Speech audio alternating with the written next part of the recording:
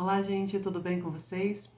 Então, eu fiquei devendo nesse vídeo para fechar a nossa disciplina e conseguir realmente, ah, como eu posso dizer, ligar os pontos que eu queria. Assim, não deu para trabalhar tudo como eu gostaria. Esse semestre, primeiro, não vou fazer mais disciplina na sexta-feira.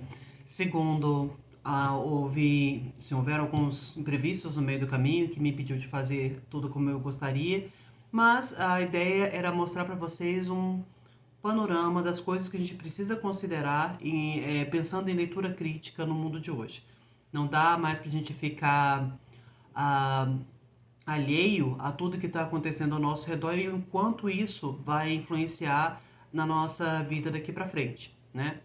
Se vocês lembrarem, assim, se vocês observaram, vocês viram que a imagem que eu escolhi para o nosso grupo no WhatsApp tinha uma lupinha com uma interrogação e toda a nuvem, né? Essa nuvem de informação que a gente tem, que é o que a gente consome, onde a gente busca informação o dia todo.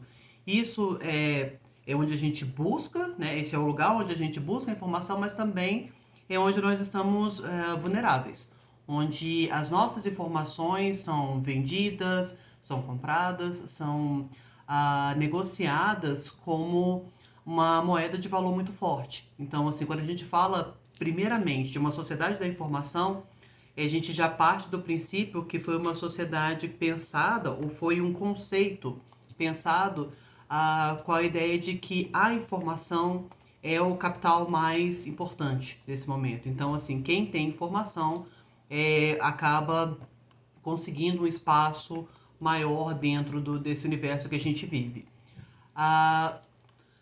Problema, sim, importante da gente parar para pensar nesse conceito primeiro de tudo, informação sempre foi a principal moeda se a gente parar para pensar com uma certa calma. Claro, em determinado momento, força bruta também, né, quando você tinha guerras entre as tribos e companhia, mas se a gente parar para pensar e analisar friamente, a informação sempre foi uma moeda importantíssima. Por quê? Se você tinha informação sobre o inimigo, você sabia onde atacar e como fazer melhor o seu planejamento. Se você tinha informação tecnológica, você conseguia uma produção melhor. Se você tinha informação sobre além daquela que as pessoas ao seu redor possuíam, você com certeza saía em vantagem com relação a vários assuntos. Então, informação, conhecimento sempre foi poder, né? Então, na primeira aula eu comentei com vocês o quanto que cada guerra, cada desafio que a gente passa como a humanidade modifica a forma como a gente vê o mundo e modifica também as tecnologias que estão disponíveis para a gente enquanto seres humanos, né? E hoje, assim, quando a gente fala em seres humanos, a gente não está falando apenas da nossa vocação enquanto alma, espírito, corpo. Há um universo virtual que nos cerca e que, de certa maneira, faz com que a gente reaja às coisas de uma maneira, assim, de uma forma diferente do que outras gerações fizeram. Significa que isso é ruim? Não, é diferente. E a gente vai ter que aprender a lidar com essas questões à medida que essas tecnologias avançam, né? Eu comentei na primeira aula também que a gente tem visões teóricas dentro dessa sociedade da informação que vão sempre é muito, né? Mas que costumam oscilar entre uma visão otimista, daqueles que acham que tudo vai ser muito bacana, que essas tecnologias vão ser sempre benéficas, que mesmo quando eu recrio um ser humano na forma de um ser mecatrônico, tentando copiar inclusive a mente daquela pessoa que eu perdi, que isso vai ser muito interessante, que vai ser normal. E tem os profetas do caos que já pensam assim, bem, os robôs vão todos, né, quando pensa em inteligência artificial, por exemplo, vai dizer que os robôs vão todos se rebelar e a gente vai morrer amanhã. Então, assim, a gente tem esses dois extremos. No início da sociedade da informação, no extremo a gente tinha pessoas dizendo, nossa, que lindo, né? Assim, que coisa mais maravilhosa a gente agora democratizar o conhecimento, como vai ser interessante o mundo inteiro partilhar e crescer junto. E do outro lado, a gente fala, por favor, né, assim, me poupe dessa visão, assim, positiva e fofa que você tem aí, porque vamos parar para pensar, o mundo não vai mudar drasticamente só porque agora a gente tem acesso a essa tecnologia e pode partilhar informação. Vai ter sempre alguém mais forte, vai ter sempre uma economia mandando na outra, vão haver sempre aspectos que vão atrapalhar, porque o ser humano é isso, assim, ele tem todas as complicações. E assim, eu sempre opto pelo caminho do meio. Por quê? Vai ter coisa que vai ser muito benéfica, com toda certeza, e hoje, qualquer pesquisa que eu faço me dá um prazer enorme saber que eu tenho um mar de informação para pesquisar, porque eu acho referências que eu demoraria muito para encontrar em outras épocas. E ao mesmo tempo eu penso, peraí, mas qual o preço dessa informação? Como que eu filtro essa informação? Até que ponto que isso realmente é bom? Assim, toda essa informação que eu estou recebendo, que eu estou buscando, é realmente relevante? Então, aumenta a pressão sobre os filtros que eu tenho que usar com relação ao conhecimento, a aquilo que é apresentado ali dentro dessa rede enorme que a gente tem, né? Um ponto importante que eu também citei nas primeiras aulas foi que no princípio, né, a ideia de navegar na internet era muito relacionada com ter acesso a vários lugares e você navegava realmente por vários lugares. Com o tempo e com o desenvolvimento cada vez mais afiado dos algoritmos, acaba que a gente está se separando em bolhas. E essas bolhas criaram elementos muito propícios para o desenvolvimento do extremismo. Então, assim, você tem grupos extremistas que agora têm todo aquele ideal reforçado diariamente, a cada hora, com cada postagem, com cada coisa que aparece ali na internet, dizendo, tá certo, você quer ser misógino? Perfeito, olha aqui um monte de página misógina para você. Você quer ser racista? Olha aqui quantas páginas falando sobre racismo. Então, assim, é uma situação muito delicada e que essas empresas, essas grandes empresas de buscadores, vão ter que lidar com isso e vão ter que ser responsabilizadas em algum ponto. Mas a gente já viu que é um processo bem complicado, porque até que ponto que isso não vai ser uma censura com relação ao conteúdo? Qual vai ser uma legislação, assim, tem como isso ter termos mais genéricos, agregando mais pessoas, quando nem as leis, né, assim, específicas sobre crimes, sobre qualquer tipo de infração que a gente possa pensar, são iguais no mundo. Porque ainda tem isso, né? Você vai ter determinado nível de tolerância com alguns assuntos e de intolerância em alguns lugares. Então, como filtrar e definir esse tipo de coisa? Um dos pontos que eu levantei para falar, né, que vocês vão ver lá que vocês viram no programa de curso, era a questão da sociedade da informação e a democracia. Então, um dos pontos que a gente tem que parar para analisar quando a gente fala de sociedade da informação é até que ponto que a sociedade da informação realmente democratizou o acesso à informação.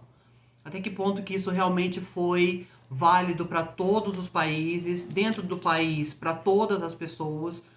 Pega o Brasil, né? Assim, vamos pegar o nosso país. Até que ponto que esse universo da sociedade de informação é realmente democrático? Ele atinge realmente todas as pessoas têm acesso às mesmas páginas, todas as pessoas têm acesso aos conteúdos mais relevantes e confiáveis. Como que isso funciona de verdade? Né? Então, dá para a gente discutiu em algumas aulas questões muito sensíveis com relação a isso. Basta ver o que aconteceu durante a pandemia, que muita gente não tinha nem acesso a um computador, ou assim, você tinha um celular sendo dividido por uma família inteira para os alunos, né, para os filhos ali terem aula. Então, tá longe de ser democrático se você não tem acesso nem ao próprio instrumento, ao acessório que você vai usar, né, assim, aquela máquina que você vai precisar para poder acessar tudo isso, né? Quais as estruturas ou instituições são responsáveis para garantir essa democratização e o que realmente elas fazem, né? É uma pergunta também para a gente manter. A sociedade da informação deu voz para mais pessoas? Como que isso aconteceu? Isso está satisfatório? Então, outro ponto que a gente tem que ficar ali com a pulga atrás da orelha quando a gente fala em sociedade da informação. A manipulação digital garante ou ameaça a democracia? Então, a democracia de quem? Para quem? O que é construído em torno disso? Como que funcionam essas instituições? É muita coisa para a gente levar em consideração, né? Então, tem muito detalhe aí para ser observado. Eu também comentei sobre, assim, um dos pontos também era a sociedade da informação e o crescimento do extremismo. Como eu falei anteriormente, a partir do momento que você tem o seu comportamento reforçado diariamente, o seu ideal, a sua maneira de ver o mundo, os seus valores, todo dia reforçados pelas páginas que você frequenta e as indicações de outros lugares onde você deve passear, né, na internet ou navegar na internet, como que isso faz com que as pessoas vejam outros pontos de vista? Não veem. Então, é uma das coisas que eu enfatizei bastante com vocês, que a gente tem que levar muito em consideração. Não ficar restrito à nossa bolha. Nós precisamos aprender a ler os pontos de vista diferentes dos nossos. Aprender ou tentar, pelo menos, entender o ponto de vista daquele que pensa diferente de mim. E saber por quais razões, como cientistas mesmo, por quais razões que as pessoas seguem por determinados caminhos. Para mim é muito difícil entender determinados extremismos, mas quando eu começo a analisar o tipo de material que essa pessoa consome, eu entendo como que ela está sendo manipulada e tendo esse comportamento reforçado em tempo integral. Então é uma coisa que a gente tem que parar para pensar por que é que esse extremismo tem crescido e como que ele tem crescido, né? E eu coloquei, né, falei com vocês a questão do dilema das redes, aquele documentário da Netflix que ele fala um monte de coisa que a gente tem que parar para pensar. Claro que, de novo, né, você tem os radicalismos e eles são ex-funcionários dessas empresas e muitas vezes eles mostram um ponto de vista bem tendencioso pro lado deles no sentido super mega pessimista, né? Então a gente tem que considerar isso também. Então quando a gente viu aquele outro documentário no final do semestre sobre inteligência artificial, a gente até comentou, né? Puxa, mas eles estão mostrando tudo de uma forma muito alarmista e catastrófica, né? E a gente sabe que a informação pode ser manipulada tanto para um lado do desespero quanto para o lado da ilusão, né? Então a gente tem que achar o meio termo aí nessas coisas. O outro ponto que eu comentei com vocês é a questão da sociedade da informação e o quarto poder, que hoje, assim, é altamente eclético, né? Se o quarto poder era a mídia, né, a imprensa de uma maneira geral, hoje esse poder eu acho que está um pouco mais dissolvido em outros canais. Você vai ter as redes sociais, os formadores de opinião, os influencers da vida, outras formas de mídia que vão impactar também a opinião pública. Então, não é só mais o jornal, a revista que eu leio, os jornais locais, o Jornal Nacional, para quem todo mundo dava boa noite, né? Todo mundo não, tô brincando. Mas assim, minha avó dava boa noite para o Jornal Nacional. Para o William Bonner ou para quem que tivesse lá.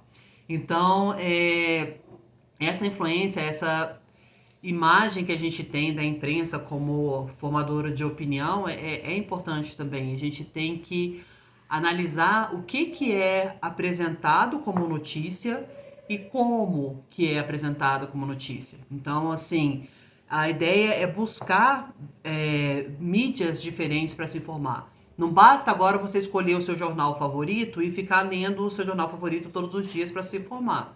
Você vai ter que ler o seu jornal favorito, o jornal daquele que você acha uma porcaria, de repente o site de alguém que tem uma opinião que parece razoavelmente sensata, o site de alguém que fala besteira para poder saber por que estão debatendo determinados assuntos. Então, acaba que a gente tem que buscar diferentes formas de informação. Assim, quanto mais mídias a gente acaba tendo, mais a gente tem que aprender a filtrar essas mídias, a aprender a navegar nesses espaços. E assim, tentando otimizar o nosso tempo, né? Porque não dá para você ficar o dia inteiro checando informação na internet, porque você tem mais o que fazer da vida, né? Tem uma vida lá fora também. Então é um detalhe bem preocupante da nossa existência de saber, tá?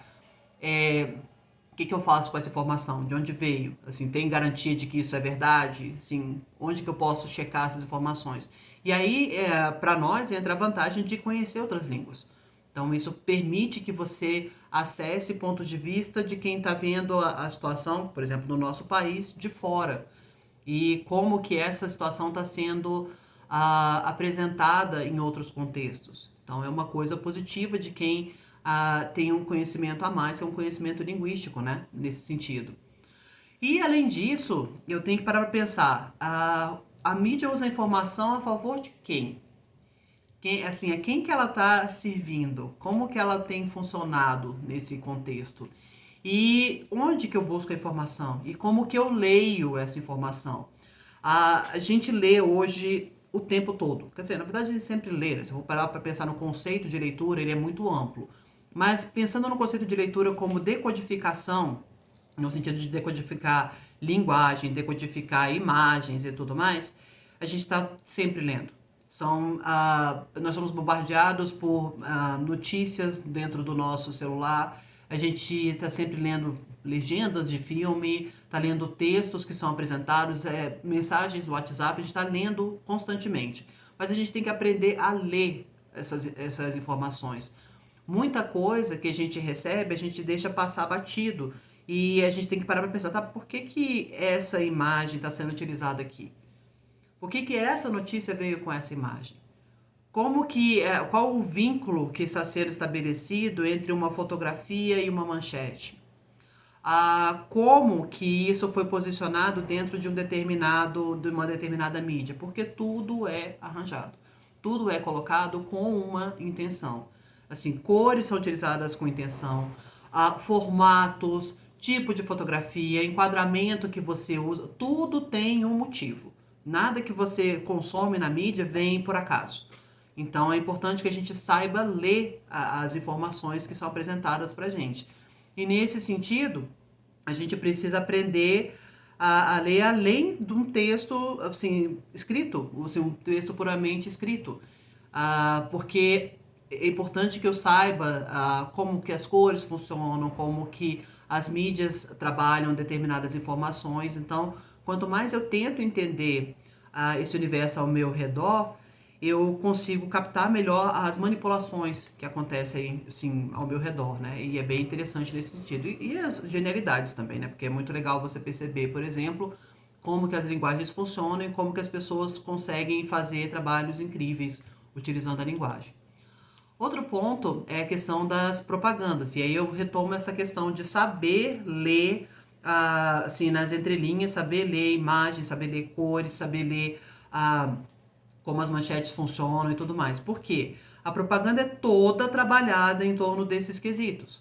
Desde a parte mesmo do próprio, assim, da própria palavra-chave que é utilizada ali, do bordão que de repente é usado para que você decore, da posição de uma determinada imagem dentro de uma página, da forma, do tipo de fonte que é escolhida para determinada propaganda, tudo isso fala muito sobre para quem que aquele produto foi desenvolvido, quem que eu quero fora daquela linha daquele produto, porque tem isso, e como que isso é bombardeado, né? Como que essas informações são bombardeadas o tempo inteiro dentro da nossa internet, do nosso celular e tudo mais.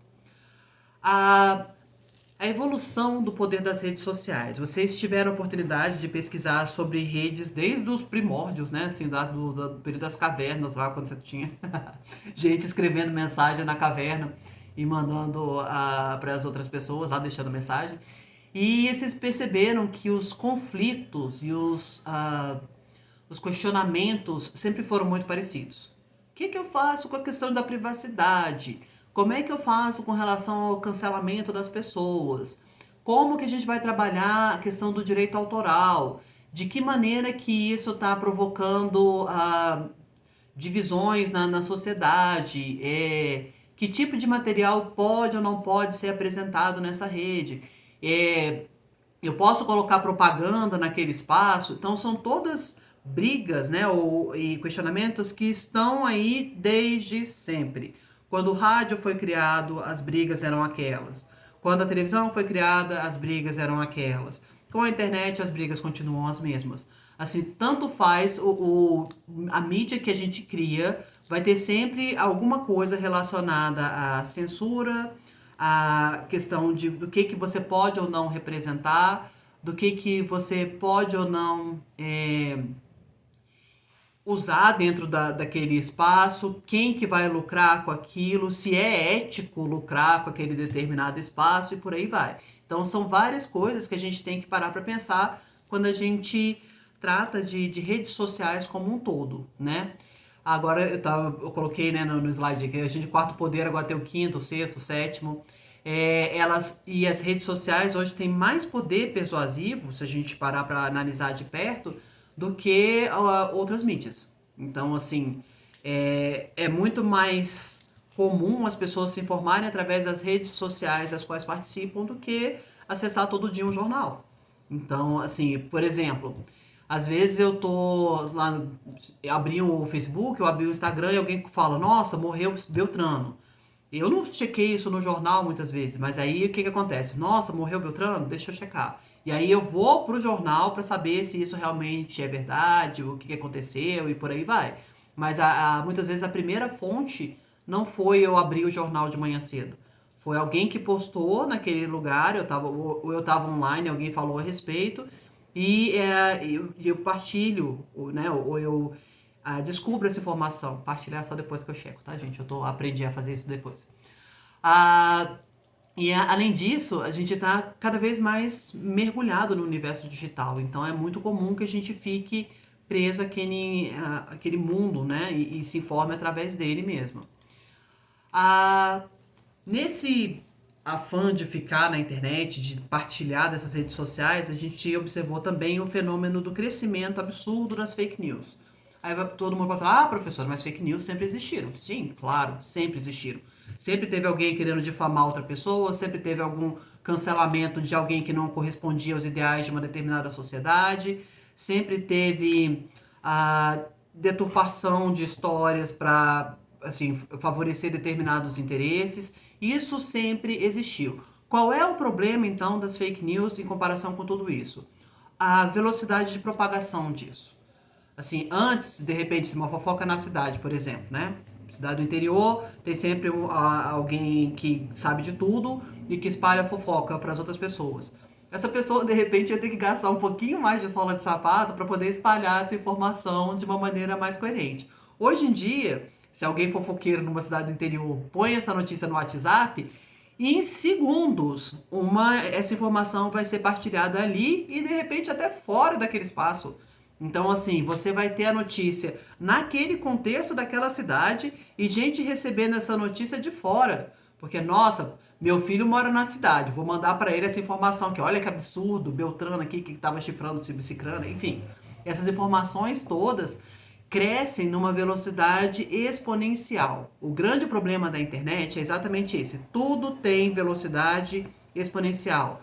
Então, se eu divulgo uma informação ou uma desinformação ou uma mentira deslavada ou alguma coisa extremamente absurda e outra pessoa acha que aquilo é válido, ela vai espalhar como um vírus. Assim, essa notícia vai passar muito rápido para muitas pessoas. Então, o grande desafio do nosso momento histórico é pensar como que a gente impede ou como que a gente avalia a questão das fake news, como é que a gente lida com as notícias falsas. Tem algum mecanismo para isso? E aí a gente até leu alguns artigos falando, né, do perigo, a dificuldade de estabelecer isso, e a gente esbarra num outro problema, que é quem é que fiscaliza isso? Essa pessoa realmente, ou essa instituição, esse grupo, essa ferramenta é realmente isenta, ela consegue filtrar aquilo de acordo com um parâmetro neutro, e a gente sabe que não acontece. Então, É, de novo, aquela coisa, cautela e cuidado para ler e decidir se você partilha ou não uma determinada informação. É aquilo que eu comentei com vocês em sala várias vezes. Acho que o grande lance ah, do nosso senso crítico hoje em dia é aprender a esperar. É aprender a entender que determinadas notícias precisam ser confirmadas ou precisam de mais esclarecimento antes que eu saia simplesmente espalhando na velocidade da luz. Então, isso é uma dificuldade que a gente tem, porque todo mundo quer estar super informado o tempo inteiro, mas é uma coisa que precisa ser pensada. Como que a gente espalha as notícias e sem checar ou sem fazer realmente uma visão mais completa a respeito do que está sendo apresentado ali. O outro ponto que a gente discutiu nas últimas aulas foi a questão da inteligência artificial. E aí tem muita coisa para ser levada em consideração, né? Porque ela já é parte dos nossos dias, a gente já utiliza dessa inteligência artificial, seja usando o Waze na hora que eu vou dirigir, seja conversando no chat GPT para ver como informações que eu acho interessantes e o texto pesquisa ali super rápido e me dá respostas imediatas sobre aquilo que eu tenho de assim, questionamentos. Lógico, né? Eu tenho que ter senso crítico para saber o que está sendo apresentado ali e em que profundidade que tem, mas muita gente não vai atrás de saber se aquilo tem profundidade ou não. A questão mesmo dos sites que estão utilizando dados de outras pessoas, né? Checando se aquela informação, assim, utilizando informação de outras pessoas sem parar para pensar que aquelas imagens, aquele conteúdo tem direito autoral. Então, de novo, a gente entra na questão do direito autoral quando a gente fala de inteligência artificial. E aquilo que eu comentei com vocês em sala, que eu acho que são os maiores desafios que a gente tem com relação à inteligência artificial. Que, assim, é a questão ética e a questão psicológica. Que, para mim, estão sendo de certa maneira, deixados de lado nessas discussões. As pessoas estão desenvolvendo as pesquisas, sim, sem parar para pensar muito nos efeitos do que elas estão fazendo, como acontece em muitas pesquisas. E lá na frente a gente vai ter que botar o pé no freio e parar para pensar, peraí, qual a ética disso? Qual é, no caso, a utilidade verdadeira disso? E aí eu até coloquei aqui, né? A questão da propaganda controversa da Elis Regina com a Maria Rita. Lembro do Vinícius ter discutido, né? Foi, nossa, quem tem uma filha dessa não precisa de inimigo. E muita gente concorda. Assim, a questão de que, e se você conhece mais da Elis Regina, você sabe que ela era contra essas visões supercapitalistas, contra no caso, assim, a exploração das pessoas e várias outras coisas, contra a ditadura, fascismo, por aí vai. E, de certa maneira, o fato da Volkswagen ter apoiado a ditadura realmente é uma coisa bem complicada da gente lidar. Aí entra a questão ética. Eu posso usar a imagem dessa pessoa que era contra a minha empresa de maneira assim tão aleatória, assim, né? E aí tem a questão dos filhos. Meus filhos têm os direitos autorais dela, têm como aprovar ou não essas questões todas, né? Assim, aprovar a utilização da imagem dela ou não. E aí a gente fala, poxa, mas como assim, né? Os filhos não colaboram com isso. E aí você para pensar pelo lado da psicologia e tenta desenvolver uma certa empatia pelo outro lado, e você fica assim, caramba, se eu tivesse perdido a minha mãe muito cedo, não convivido com ela, se eu fosse assim, cantora e fosse eternamente comparada com ela, assim, em tudo que eu faço. E alguém me mostra um vídeo falando, olha aqui, assim, olha que lindo a gente recriando a sua mãe e você vai participar desse momento. Assim, olha, sinceramente, eu não ponho a minha mão no fogo dizendo que eu não faria. Porque entra uma questão de sensibilidade, de saudade da pessoa, de vontade de ter tido aquele momento, assim, aquele desejo de ter partilhado aquele momento com a pessoa, que é muito, muito delicado. Tanto que os dois filhos, né, assim tanto que não só a Maria Rita, mas como o outro filho, falaram, puxa, mas a gente achou lindo, né, assim, acho que eu nem vi a declaração da Maria Rita, mas com certeza ela achou, senão ela não tinha feito, né, mas essa questão de, caramba, olha, um sonho realizado. Então é muito delicado porque eles lidam com essa questão mais profunda do ser humano. Se você pensa, mas a pessoa vai fazer um robô do marido que perdeu. Dependendo do grau de amor da pessoa pelo marido, dependendo do quanto que ela está sentindo falta, a vontade de recriar ou reviver aqueles momentos é mais forte. Tanto que, assim, o que é que as pessoas lutam, né? Se a gente for parar para pensar, assim, quais são as duas maiores, digamos, vontades do ser humano. É a ideia de ressurreição, assim, de vencer a morte, literalmente, assim, de você driblar esse mundo, né? E poder, de repente, viver para sempre. Então, a gente tem isso na literatura, a gente tem isso com relação à religião e todas as outras coisas.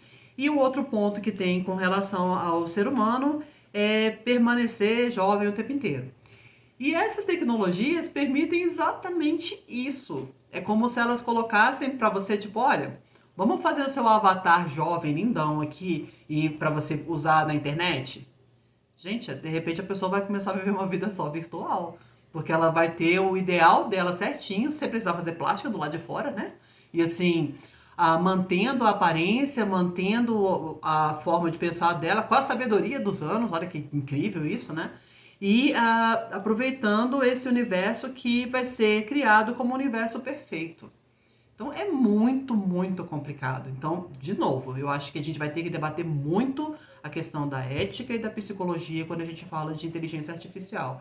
Assim, sou muito otimista com relação ao que ela pode fazer em termos de melhorar a vida das pessoas, com relação à saúde, com relação à mobilidade e uma série de outras coisas, a utilização das cidades, melhor produção alimentícia e por aí vai.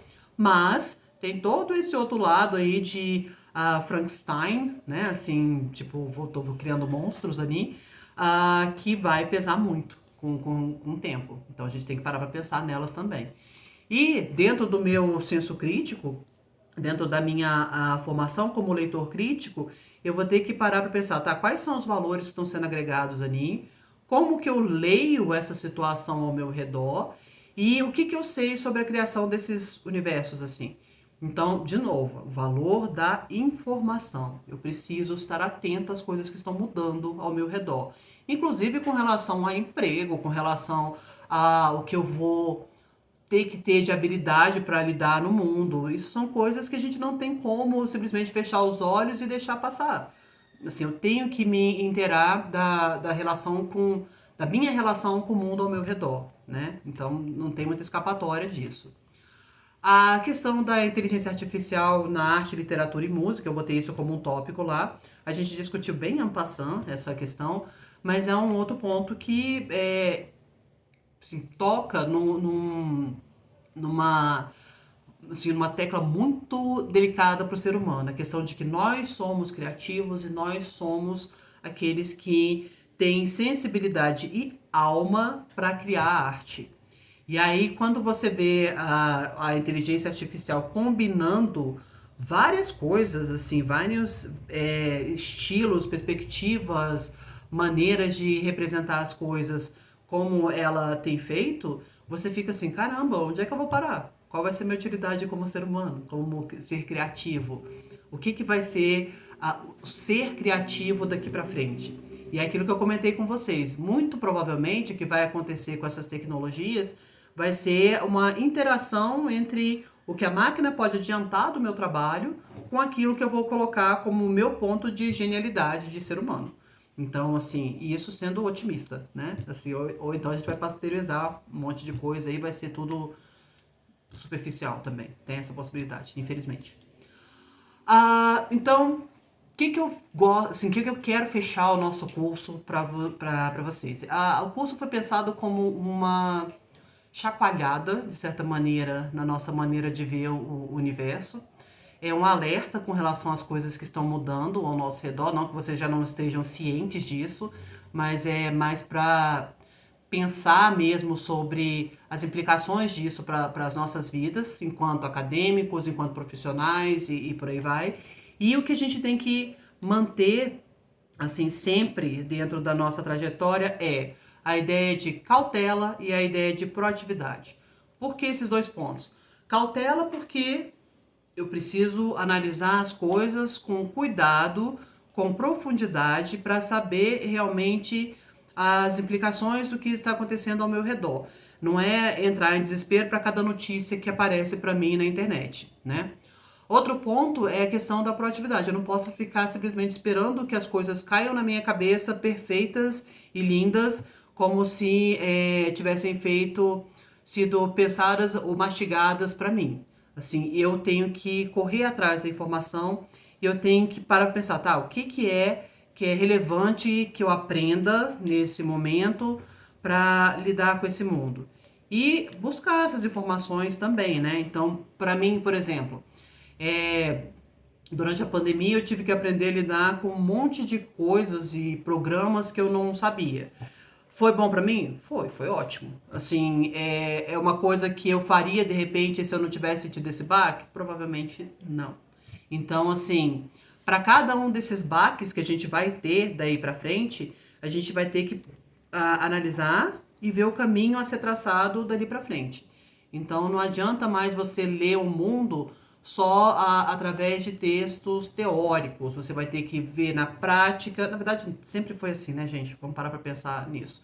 Assim, a gente vai ter sempre que agregar teoria e prática e vai ter sempre que parar para pensar sobre quais os caminhos que podem se abrir para mim se eu realmente ousar assim, sair do meu comodismo. E aqui, gente, eu não tô falando de. Eu odeio com muita veemência quando alguém fala assim: nossa, você tem que sair da sua zona de conforto. Aí eu fico pensando assim: caramba, mas eu nunca nem me senti confortável. Eu vou sair de onde, sabe?